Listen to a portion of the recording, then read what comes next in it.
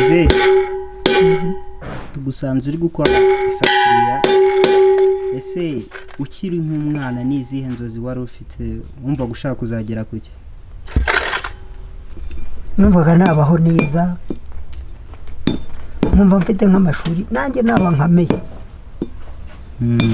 Ariko mu buzima numvaga nakubaka neza, nkaba mu nzu nziza.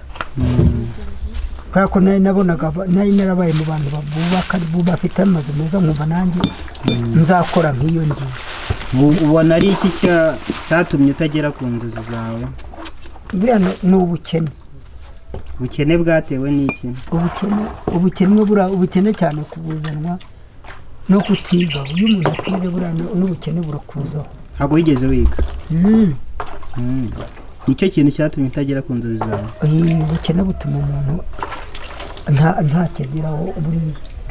Abana bato wabagira izihe nama? Abana ni ukwiga, bagashishikarira kwiga. Umwana akamenya ko ishuri hari aritsinze atagomba kubura ikintu agomba kwikorera. Gusa uyu mwuga ukora ubona ukubeshejeho? Iyo urangaburira, nkabona nabonye icyo kurya, nkabona nabonye isabune, umunyu, nkabona nta kindi kibazo mfite. Ntabwo ngo nakira nkatera imbere, byo ntabwo bishoboka. Biragoye. Biragoye. Wamaze kwiheba? N'udufaranga ducyatse two kurara ndiye mbayeho gusa.